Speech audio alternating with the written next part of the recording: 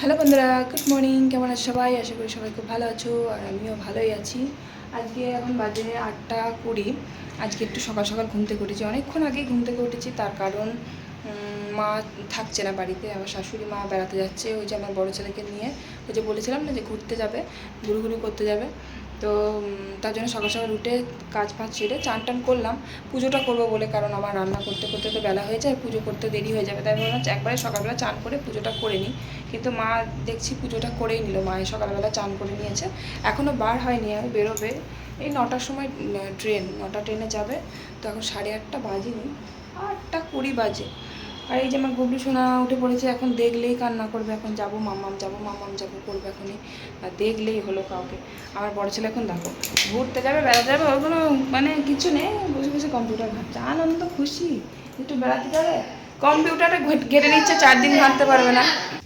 কোথায় যাচ্ছে মাম্মাম? টাটা চলে যাচ্ছে তা? চলো চলো চলো, দেখো না, দেখো না, দেখো নে, এই ব্যাগটা টাটা করে দে, মামাকে টাটা করে দে, টাটা করে দে, টাটা যাবা, যা মামা চলে গেল তো, হ্যাঁ টাটা চলে গেল তো, বাসে করে নিয়ে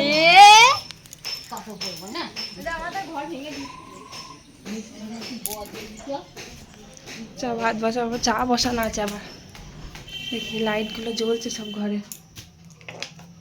দরজা টরজা দিয়ে যাই, ঘরগুলো ফাঁকা থাকবে এবার।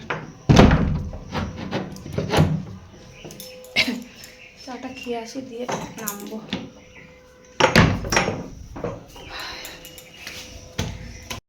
যাক, অনেকদিন পর আমার শাশুড়ি মা একটু মানে বেরোতে পারলো। বাবার জন্য তো বাইরে টাইরে যেতে পারতো না, বাবা অসুস্থ বলে। আবার ওদিকে বড় ছেলে স্কুল ছুটি পড়ে গেছে গরমের, সেই জন্য ওকেও পাঠিয়ে দিলাম। এমনিতে তো ছেলে বাড়ি থেকে যেতেই চায় না কোথাও, আবার কারো বাড়িতে তো মোটেই যেতে চায় না। আর আমি তো কিছুদিন আগে ঘুরতে গেছিলাম, যেখানে গেছিলাম সেখানেই মা যাচ্ছে, মানে সেই মাসির বাড়িতেই, ছোট মা শাশুড়ির বাড়িতে যাচ্ছে অগ্রদ্বীপে। তো এবার মায়ের সাথে পাঠিয়ে দিলাম বড় ছেলেকে, একটু ঘুরে আসুক। বাড়িতে তো সবসময় মানে বাড়ির থেকে তো বাড়ি হয় না, সব সময় কম্পিউটার নিয়ে বসে, ওই যে কয়দিন কম্পিউটার ঘাঁটতে পারবে না, তাই জন্য একটু সকালবেলা ঘুম থেকে উঠে কম্পিউটার ঘাঁটছিল। আর মা হচ্ছে চলে গেল, মা বড় ছেলে চলে গেল, আর আমার গুবলু সোনার দেখি ওই যে কান্নাকাটি করছিল, একটু যাবো যাবো করছিল। তারপরে চলে যাওয়ার পর ভুলিয়ে ভালিয়ে ওই যে কাকি শাশুড়ি ছিল, কোলে কোলে নিয়ে গিয়ে একটু ভুলিয়ে দিল। তারপরে সব ঘরের দরজাগুলো নিচে দিয়ে আসলাম। এবার একটু বাড়িটা একটু ফাঁকা ফাঁকা লাগবে, ঘর দরগুলো ফাঁকা লাগবে, কারণ নিচের ঘরে মা ধরো থাকে, বড় ছেলে মানে এদিক ওদিক করে বেড়ায়, দুই ভাই মানে মারামারি করে, তো ঝগড়া ঝাঁটি মারামারি কী কাণ্ড করে, এবার সেইটা তো হবে না কয়দিন, তাই জন্য ঘরগুলো একটু ফাঁকা ফাঁকাই লাগবে, পুরো নিস্তব্ধ চুপচাপ লাগছে। তো আমি সকালবেলা ওই যে চানটা করে নিয়েছিলাম, আমি দেখছি মা 8:30 না 9টা ট্রেনে যাবে বললো। এবার মা যদি তাড়াহুড়ো করে পুজো না করে যেতে পারে, তাই আমি চানটা করে নিয়েছিলাম, পুজোটা করবে বলে সকালবেলাতেই কাজটা সেরে নিয়ে। তারপরে মা দেখলাম পুজো করে নিল, তাই জন্য ভালোই হলো, চানটা হয়ে গেল। রান্নাবান্না সেরেও তো সেই চানটা করতে হয়, ভালোই হলো, সকাল সকাল চানটা হয়ে গেল। তারপর চা খেলাম, চাটা খেয়ে নিচে এলাম, নিচে এসে এই যে ছোটো হাঁড়ি করে ভাতটা বসালাম। আজকে মা খাবে না, আমার বড় ছেলে খাবে না, তাই জন্য ছোটো হাঁড়ি করে ভাত বসালাম। আর কালকের জল দেওয়া ভাত আছে, ভিজে ভাত আছে, যেটা আমার বরমশাই আর কি খাবে, তাই জন্য আরও অল্প করে চাল নিতে হবে। আর কালকে এঁচড় দিয়ে চর্পি দিয়ে রান্না করেছিলাম, তো এবার তার সাথে কিন্তু আরও রান্না করেছিলাম, সেটা হচ্ছে যে ছোট ছোট চারাপোনা মাছ নিয়েছিল, চারাপোনা মাছ দিয়ে কচু আলু বেগুন দিয়ে তরকারি করেছিলাম, সেটা আমি ভিডিওতে দেখাইনি। আর জেঠুর জন্য আলাদা করে এঁচড় রান্না করে দিয়েছিলাম, জেঠু তো চর্বি খায় না, খাসির মাংসই খায় না, তাই জন্য জেঠুর আলাদা করে চর্বি ছাড়া রান্না করে দিয়েছিলাম। তো সেই সব তরকারি না এখনও অনেকটা আছে, এবার অনেকটা মানে অনেকটাই আছে, কালকে 1 গামলা মতো তরকারি হয়েছিল, সবটা ওঠেনি। আবার এঁচড় দিয়ে চর্পি দিয়ে রান্না করেছিলাম, আর ওই কচু আলু বেগুনের তরকারিটা তো ওঠেইনি, মানে খাইনি কালকে, তাই অনেকটা তরকারি আছে, তাই ভাবছি আজকে বেশি কিছু রান্না করব না, ওই সব তরকারি ফ্রিজে রেখে দিয়েছিলাম, ওই তরকারিগুলো একটু গরম করে খেয়ে নেবো দুপুরবেলা।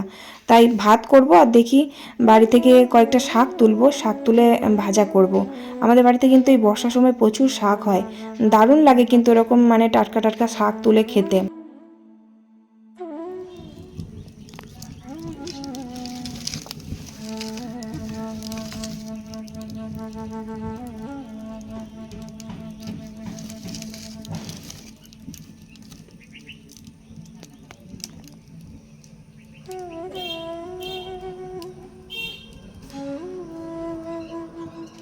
ওদিকে ভাতটা বসিয়ে দিয়ে চাল টাল ধুয়ে দিলাম, দিয়ে এদিকে শাক তুলতে এলাম।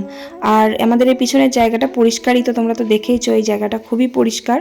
আর এখানে এত সুন্দর শাক হয় না কি বলবো, একটু বৃষ্টির জল পেলে মানে বর্ষার সময় এরকম শাক বার হয়। দেখো এগুলো কী শাক বলো তো, এগুলো হচ্ছে শান্তির শাক। আর ওই যেগুলো হচ্ছে লাল শাক, লাল ডাঁটার যে শাকগুলো হয় ওই শাকগুলো, মানে ছোট ছোট যেগুলো সেগুলো তো লাল শাক বলে, আর বড় বড় হয়ে গেলে ডাঁটিগুলো সব চচ্চড়ি করে খায়। তাই এই শাকগুলো বেশ আজকে ভাবছি ভাজা করবো, মানে 5 মিশালি শাক একসাথে নিয়ে ভাজা করলে কিন্তু দারুণ খেতে লাগে।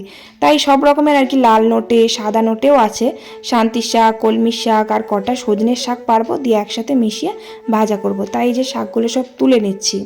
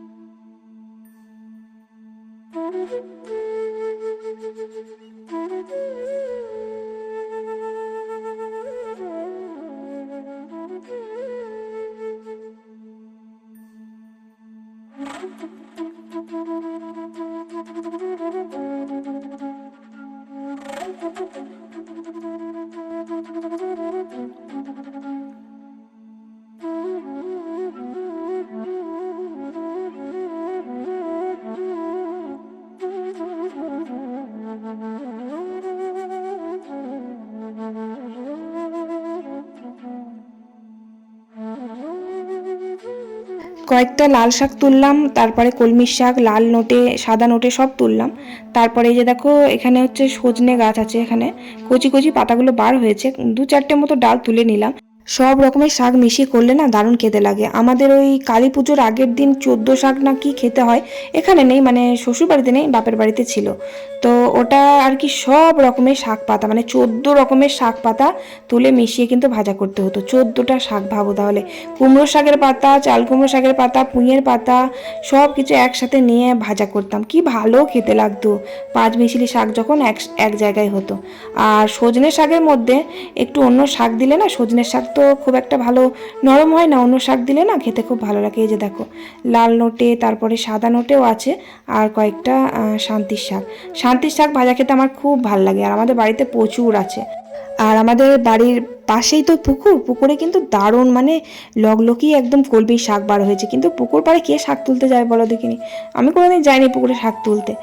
তো যাই হোক, বাড়িতে আমাদের প্রচুর শাক হয়, তার কারণ হচ্ছে যে জল পায় তো, এবার ওই জন্য জলের জন্য ওখানে প্রচুর খুব ভালো ভালো শাক টাক বার হয়। আর পরিষ্কার জায়গা, বৃষ্টি পড়েছে, কি সুন্দর শাকগুলো, সব তাজা তাজা শাক। আর এগুলো সব থেকে ভালো লাগে খেতে, তার কারণ সার দেওয়া নেই, কোনো চাষের না, তার জন্য আরও বেশি ভালো লাগে খেতে। তো তার জন্য তুলে নিয়ে আসলাম। আর গাঁদা পূর্ণিমার শাক, তোমরা নাম শুনেছো? গাঁদা পূর্ণিমার শাক কিন্তু খুব ভালো লাগে খেতে, আমাদের বাড়িতে হতো আগে, এখন আর হয় না। এত হতো না, মানে বন জঙ্গল করে দেয়, একটা ডাল থাকলেই পুরো বন জঙ্গল হয়ে যায়। ওই শাক মিশিয়ে খেলে না খুব ভালো লাগে সব শাকের সাথে। যাই হোক, এই যে সজনের শাক, তারপরে সব শাকগুলো আর কি ভালো করে একটু বেছে বেছেই আমি পেরেছি আর তুলেছি। সজনের শাকটা একটু বেছে নিলাম, সজনের শাকে তো ডাঁটি রয়েছে মেলা, তো কচি কচিগুলোই তুলেছি, মানে ডগেরগুলোই তুলেছি।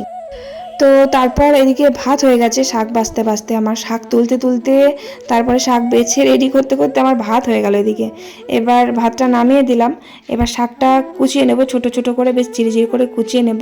আর শাক না আমার, মানে যে কোনো শাক একটু ভাজা করার সময় একটু জিরি করে না কুচালে একদম ভালো লাগে না। আর আমি জিরি করে একদম কুচিয়ে নিই, খুব সুন্দর লাগে, বেশ সেদ্ধটাও ভালো হয়, একটু নরম হয়, রসুন ফোড়ন তারপরে শুকনো লঙ্কা দিয়ে বেশ ভাজা করবো, ভালো লাগবে খেতে। আর এমনিতে আমার সজনের শাকটা ভীষণ প্রিয়, খুব ভালো লাগে। আর শান্তির শাকও খুব ভালোবাসি, মানে শাকটাই আমার খুব ভালো লাগে। মানে যে কোনো শাক টাক ভাজা মাজা হলে না আমার ভীষণ প্রিয়। শাক ভাজা হোক, চচ্চড়ি, আমার শাক খেতে খুব ভালো লাগে। শাক না হলে যেন মনে হয় কিছুই খাইনি, যতই তরকারি করি না কেন।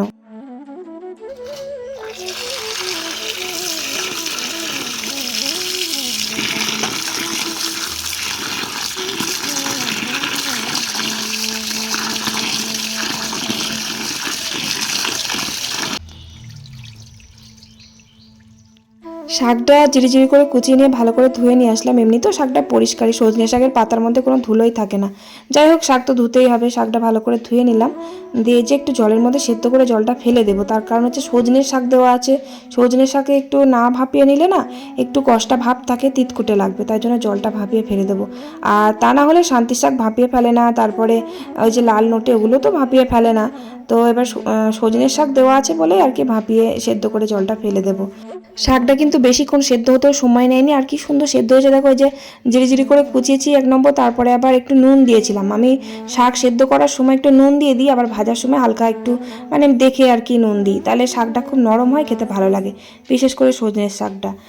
বেশি করে একটু রসুন দিলাম আর শুকনো লঙ্কা দিয়ে শাকটা বেশ ভেজে নিলাম।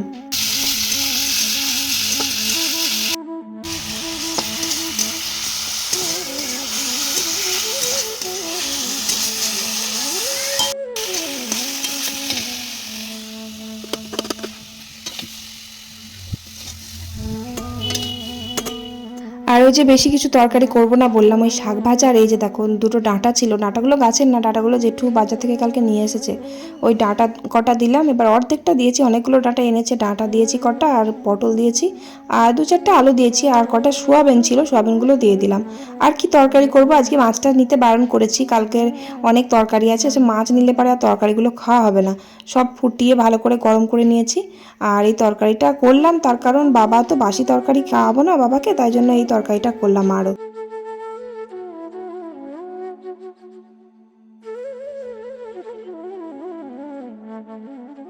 ব্যাস রান্না বান্না তো কমপ্লিট করে নিলাম, 2 রকমের পদ করলাম। তারপরে রান্নাঘর পরিষ্কার করলাম, আর এদিকে আমার শ্বশুর মশাইকে আমার বর চান করিয়ে দিচ্ছে। আমার মাই তো চান করিয়ে দেয়, এবার আমার বর দোকান থেকে বাড়ি এসে ওই যে সাবান দিয়ে ঘষে ঘষে চান করে দিচ্ছে। আর হাসছে তার কারণ কেন বলে তো, আমার শ্বশুর মশাই গরমকালেও মানে খুব গরম প্রচণ্ড, মানে ঘেমে চান হয়ে যাচ্ছে, বিশাল রোদের জোর, তখনও গরম জলে চান করে। দিয়ে আমার বর আর কি মজা করে বলছে, তোমাকে গরম জলে চান করাবো না, আজকে ঠান্ডা বরফ জলে তোমার গায়ে ঢেলে দেবো, দেখো চান করাবো তোমায় ঠান্ডা জলে, গরম জল একদম দেবো না। তাই আর কি বাবা খুব হাসছে যে না আমি ঠান্ডা জলে চান করবো না, গরম জল দিয়েই করবো, আমার শীত লাগে খুব। বাবার খুব শীত লাগে, বাবার ঠান্ডার ধাত আছে কেন জানি না, ফুটন্ত জল মাথায় ঢালবে, মাথাতেও গরম জল দেবে, ঠান্ডা জল দেবে না। এবার ধরো বাবার হাই প্রেশার, মাথায় একদম গরম দেওয়াই যাবে না, বলে মাথায় ঠান্ডার জলটা দিতে, গায়ে একটু গরম জল দিতে, কিছুতেই দেবে না। খুব গরম, মানে এত গরমেও না গরম জলে চান করে, কি বলবো, এমনিতে ট্যাঙ্কির জল কত গরম হয়ে যায় গরমকালে, তারপরে বাবা আবার সেই রোদে দেওয়া গরম জলে, ফুটন্ত জলে গরম মানে গরম না হলেও আবার সেই গরম করে দিতে বলবে গ্যাসে, এত মানে শীত কাতরে কি বলবো। যাই হোক, ওদিকে চান করে দিচ্ছে, আর আমি এই যে বাসনগুলো ধুয়ে নিচ্ছি, হাঁড়ি করে একবারে মেজে নিচ্ছি, জলখাবারে খাওয়ার পর বাসনটা ধুয়ে নিয়ে এখনই একবারে রান্নার শেষে বাসনগুলো মেজে নিচ্ছি।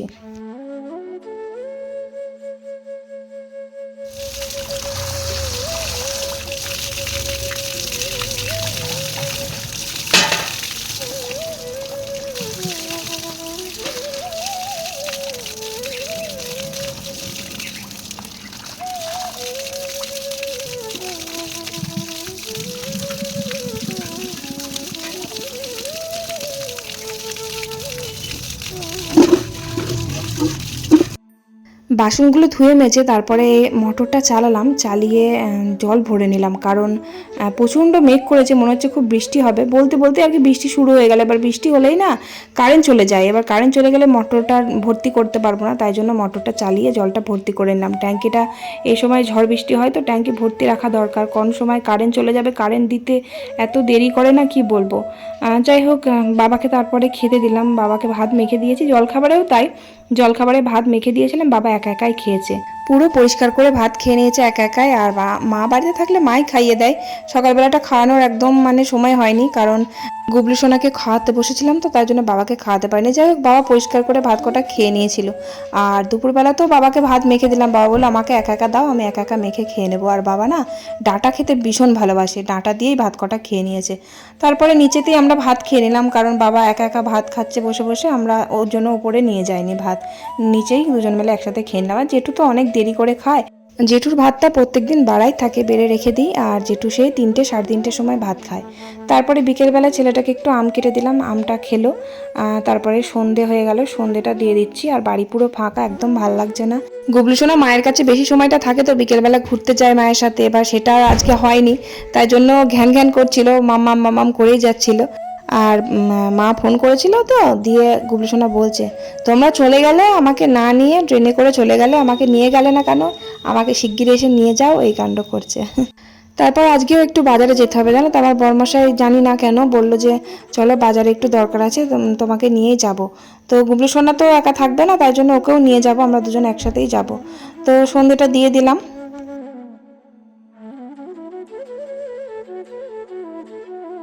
গুবলু, কোথায় যাচ্ছি আমরা? বের বের যাচ্ছি, হ্যাঁ আমরা টাটা যাচ্ছি, বাজার যাচ্ছি।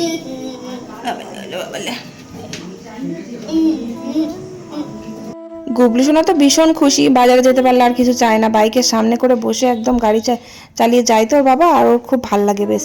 বাজারে যে কদিন গিয়েছিলাম এই কদিন ওকে নিয়েই গেছিলাম, তবে গিয়ে একটু খুব বেশি দুষ্টুমি করে বাজারে গিয়ে। তারপর আমার বরমশাই জুয়েলারির দোকানে নিয়ে আসলো, আর বাড়িতে বলেই এসেছিলো যে জুয়েলারির দোকানে যাব, আমার ওই পায়ের মলগুলো না একটু ভেঙে গেছে, ওগুলো ঠিক করবো, আর গুবলুর জন্য এক জোড়া বালা নেব। তারপর আমার বরমশাই বলছে যে তোমাকে বিবাহবার্ষিকীতে তেমন কিছু দিতে পারিনি, তা তুমি একটা নূপুর বানিয়ে নাও। এবার আমার নূপুর ছিল, এবার আমার খুব ইচ্ছা ছিল একটা চেনের মধ্যে, সিম্পলের মধ্যে একটা নূপুর নেওয়ার। এবার আমার নূপুরটা একটু আলাদা, একটু মানে ডিজাইনওয়ালা, তো আমার নূপুরের যে তারগুলো ওগুলো সব কেটে গেছিলো, ওটাই ঠিক করার জন্য নিয়ে এসেছি। তো আমার বরমশাই বললো ওটা ঠিক করে নাও, আর একটা আলাদা তোমার পছন্দের মতো একটা চেন নিয়ে নাও। তারপর সব খোঁজার পর এই যে দেখো এই চেনটা চুজ করলাম, বেশ ভালো লাগছে না দেখতে, মানে হালকা হালকা একটু ঝুমকো আছে, আর চেনটা কিন্তু খুব সরু। যাই হোক ওটা পছন্দ করে নিলাম, আর গুবলুর জন্য দুটো বালা নিলাম, এক জোড়া বালা নিলাম, দিয়ে চলে এলাম বাড়িতে। দিয়ে তারপর ওই যে বাবাকে উপরে রুমে নিয়ে আসলাম, রাত্রেবেলা বাবা এখানেই ঘুমোবে, নিচে তো পুরো ফাঁকা, আমরা ধরো উপরে ঘুমোই, এবার বাবাকে তো নিচে একা রাখা যাবে না, তাই জন্য বাবাকে উপরে রুমে নিয়ে আসলাম, আর বড় ছেলে যে রুমে ঘুমায় সেই রুমেতেই বাবা ঘুমোবে। তারপর আজকে আমরা ওই যে 8টার দিকে বাজারে গেছিলাম তো, দিয়ে খুব লেট হয়ে গেছিলো, বাড়ি এসে যে ভাত বসাবোর মতনও সময় ছিল না, তাই তাড়াতাড়ি যাই হোক ছোট্ট একটা হাঁড়ি করে গুবলু সোনা দুটো ভাত করে ওকে খাইয়ে দিলাম ফটাফট। তারপরে বাবা তো রাত্রে ভাত খায় না, বাবা প্রত্যেকদিন রাত্রেবেলা ওই আম দিয়ে মুড়ি মাখে খায়, ওটাই খুব পছন্দ করে, আর আমরাও আম মুড়ি খাবো, অনেকদিন আম মুড়ি খাওয়া হয়নি, আমারও ভালোই লাগে আম দিয়ে মুড়ি খেতে। তারপর এই যে গুবলু সোনাকে হাতের বালাগুলো পরিয়ে দিলাম, ও তো ভীষণ খুশি বালাগুলো পেয়ে। বালা অনেক দিন থেকেই ভাবছি করে দেবো, আর অন্নপ্রাশনে বালা ওকে করে দেওয়া হয়নি, একটা পেয়েছিল সেটাই পরে দিয়েছিলাম, সেটা ভেঙে গেছিলো ছোট ছোট, তখন ছোট ছিল না খুব। যাই হোক তারপরে এই যে মলগুলো পরলাম, কেমন লাগছে বলো তো পরে, ডিজাইনটা কি ভালো লাগছে দেখতে, এটা আমার বরের পছন্দের, কিন্তু আমার এরকম মানে অনেক দিনের ইচ্ছা ছিল একটু সরু চেন নেব, কিন্তু এটার মধ্যে একটু দু একটা ঝুমকো মতন আছে, কিন্তু ভালোই লাগছে, একটু ইউনিক, বেশ নতুন ডিজাইন, আমার বেশ ভালোই লাগলো, পছন্দ হয়েছে। তোমাদের কেমন লাগছে কমেন্ট করে জানিও কিন্তু।